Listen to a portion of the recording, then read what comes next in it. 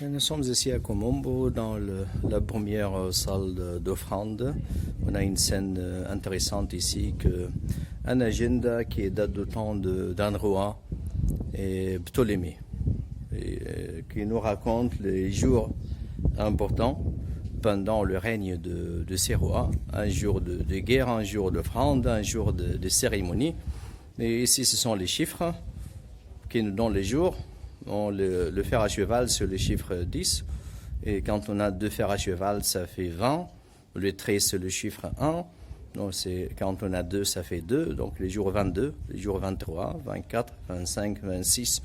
Et c'est les événements importants pendant le règne d'An Roi et Ptolémée. Ça continue ici.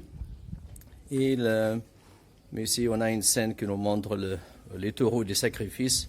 Ils choisissaient les meilleurs taureaux pour sacrifier aux divinités égyptiennes qui étaient décorées avec des cloches, avec des couronnes sur la tête. Et l'agenda nous donne une idée de leur calendrier, comment était le calendrier au temps de Pharaon et à l'époque gréco-romaine. Les anciens Égyptiens, ils ont déjà divisé l'année en 365 jours et en 12 mois. Chaque mois avait 30 jours, mais il y avait 5 jours à la fin de l'année qui n'étaient pas dans les comptes, qui étaient pour célébrer les cérémonies des 5 dieux importants, les dieux Osiris, et les dieux Seth, et Isis et Nephthys, et Horus l'Ancien, ou Horus le Grand. L'année était divisée en 3 saisons, c'est pas en 4 saisons comme nous. Et les 3 saisons étaient selon les rythmes de la vie agricole des habitants. La saison de l'inondation, la saison qui a duré 4 mois, qui a commencé au mois de juillet. La saison de l'inondation a commencé au mois de juillet et duré 4 mois.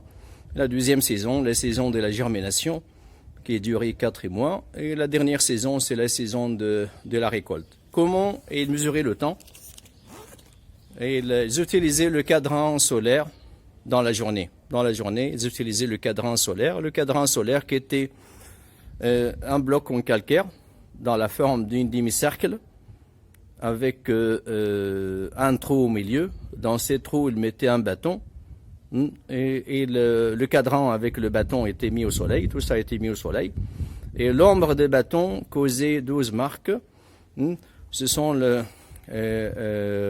12 heures de la journée.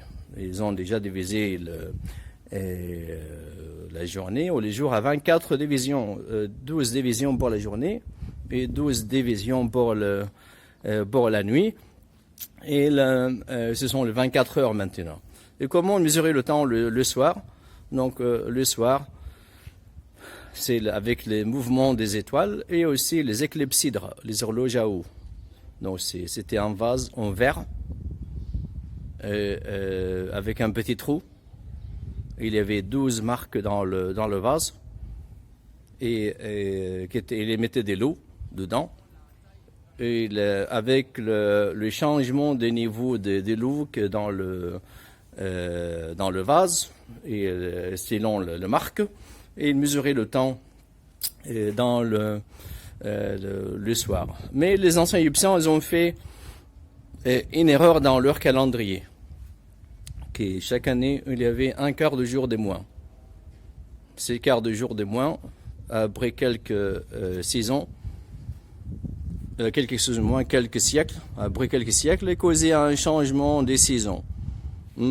Et qui causait un problème pour les paysans, mais cette erreur a été corrigée par les Grecs, mais elle n'était pas corrigée 100%.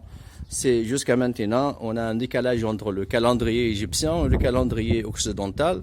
C'est par exemple en Europe, les Européens célèbrent le jour de Noël le 24 décembre, mais ici les Coptes de l'Égypte célèbrent le jour de Noël ou la naissance de Jésus. Et le 7 janvier, on a un décalage 13 jours. 13 jours. Regardez ici, on est maintenant dans la deuxième salle d'offrande. Et le plafond de cette salle est très bien conservé. Regardez, décoré avec les vautours. Les vautours. Les vautours, le symbole d'une déesse protectrice, la déesse Nekbet. Et la déesse vautour est une déesse protectrice de la Haute-Égypte. Donc c'est on est à Komombo, le calendrier, et dans la première et la deuxième salle d'offrande.